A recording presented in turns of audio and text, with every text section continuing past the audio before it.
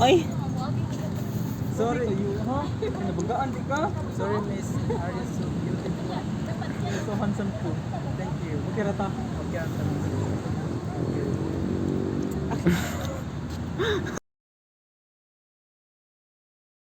Values justice to ensure that individual rights are protected and respected by laws and regulations are established to prevent address and violations to ensure that everyone is fairly treated and equitably. Compassion depends on personal connections by showing that we care about others' well-being. Forgiveness. Forgiveness helps people to release negative emotions such as anger and resentment. Resentment allows them to heal emotionally. Perseverance. Perseverance enable individuals to keep going despite setback of their determinations for reaching long-term goal. Humility allow them to acknowledge for areas for improvement and recognizing their imperfections and learn from their mistakes. Ya, nganong mundo ya? Nganong gamay mo gito bahay na kong yuta? mamatay Yung mga gihatan dako ha. mo ito. Mamatay gihatan ha papa. Dili na pwede yung anak dapat pareha dag suko sa tong yuta kay kuan pareha gud ang anak gud dili walay maguwang walay mangut. Ano it man dapat kay kansi ko ana kinaning kamo tumayo. Mga anak, para dili madagan atong istorya no, ipaagin to sa husgado ato ang may pasukod kay para mabalaan dito unsa asa o unsay parte sa yuta na inyong maangkon. Diba? Pa. Okay.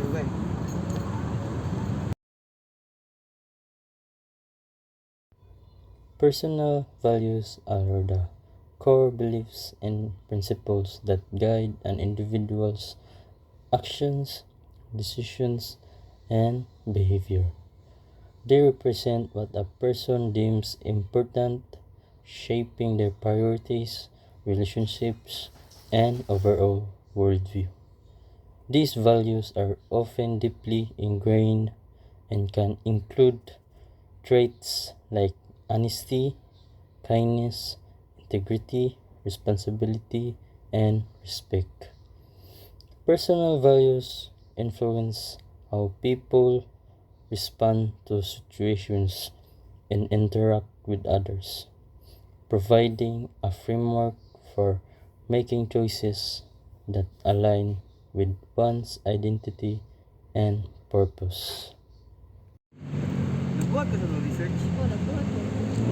Isa din pwede na ako na mahuman na itong research ko. Nakasugod ako sa chapter 1 ug 2 hapit na mahuman ikaw lay tuwa sa 3. Hindi pwede na ko na mahuman na nila itong luwa.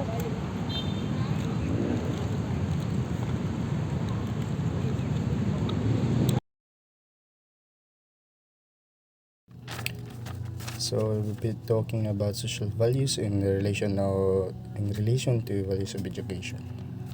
Social values and values of education are like two sides of the same coin, constantly and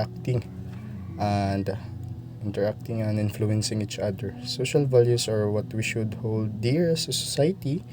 Things like equality, fairness, freedom, and respect. Education, on the other hand, acts as a powerful tool to transmit, reinforce, and even challenge those values. Social values shape the direction of education, and education, on the other hand, shapes the future of our society, pushing us to think critically about what value we should hold and how we can create a world that reflects those values. That is all. Life skills are the abilities we need to effectively handle daily challenges and responsibilities. They go beyond academic knowledge and focus on practical skills that can be applied in various situations. 1. Communication skills. 2. Decision making skills. 3. Problem solving skills. 4. Time management. 5. Emotional intelligence. These skills are essential because of the allows us to adapt to changes, interact with others in healthy way, and inform decision in our lives. Value education. Value education focuses on the moral and ethical principles that shape our behavior and interaction with others. 1. Respect. 2. Responsibility. 3. Integrity. 4. Empathy. And 5. Gratitude.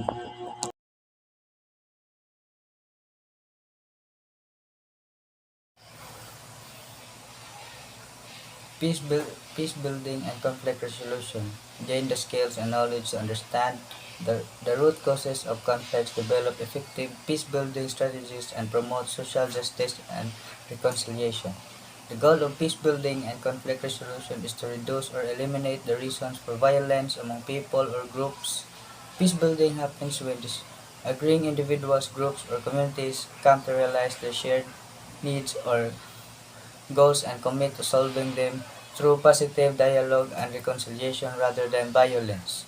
Objective of peace building and conflict resolution is how violence and conflict can be seen and resolved through the intersections of governance, human rights, democracy, poverty, and gender.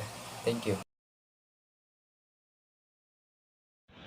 Hello ma'am, I'm Romulo Rolyo E from BIT PPT 1-9. Ako na-learn sa imo subject mami about sa values and attitude.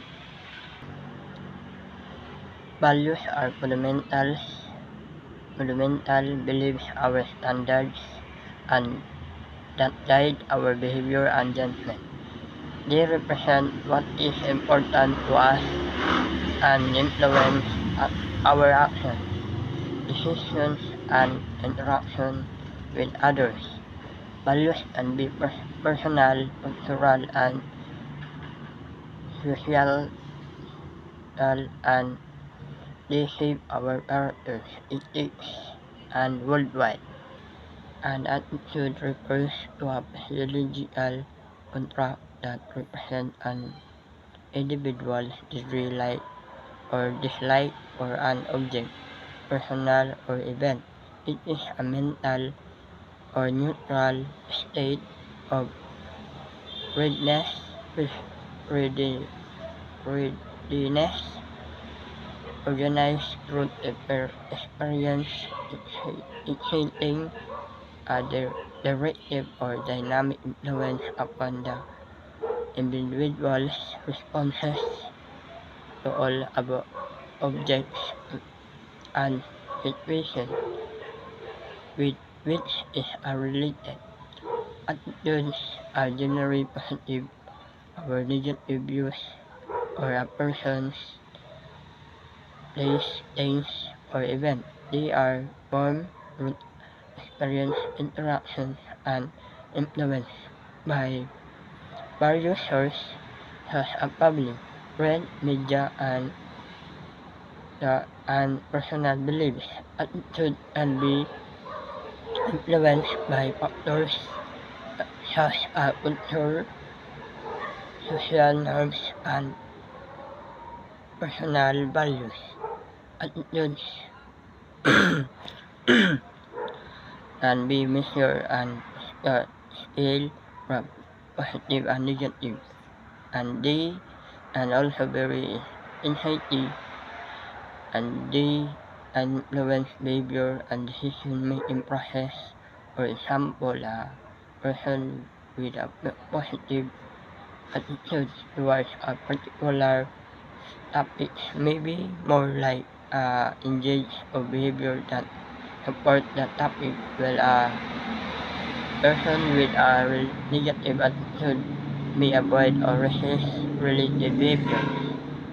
Attitude can be changed, modified through various means such as education, profession, and personal experience. Understanding managing attitude is important of our values page such as physiology, marketing, and interpersonal relationships. Life skills are are a set of skills that help people navigate their lives and make informed decision. Dali kay ka makahimog decision nga nga sa uban po din. Dali pud ka makakuan og mga problema, dali ka makasolve ba. Nga kuan pud kinahanglan pud gid kabaw pud ka mo kuan sa tao, mo sabot sa ubang tao ba ano. Mao na siya. Thank you. Hi guys, so we will be talking about global issues. Global issues are problems or phenomena that affect people worldwide, including social, political, economic, health, and environmental issues. They are also caused by processes such as uncontrolled production, consumption, pollution, population growth, and pressure on the ecosystems. And one of the example of global issues is climate change. Is one of the major challenges of our time. From shifting weather patterns that threaten food production to rising sea levels that increase the risk of catastrophic flooding. The impacts of climate change are global in scope and unprecedented in scale. Core values are the fundamental principles that guide our actions, decisions, and behaviors, serving as the foundation for personal integrity, relationship, and organizational culture. These values define what we stand for, shape our interactions with others, and influence how we approach challenges, ensuring consistency and alignment between our beliefs and in our actions. When deeply rooted core values foster trust, accountability, and a sense of purpose, allowing individuals and organizations to thrive with clarity and convictions, even in the face of adversity or uncertainty. Example for this is honesty. You need to be honest all of the time, even though how hard the situation you're facing, for the reason that core values I believe that core value starts in ourselves, especially it is part of our growth in everyday life. As I believe in saying that how much honesty you put in the world, it will always come back to you. That's all. Thank you.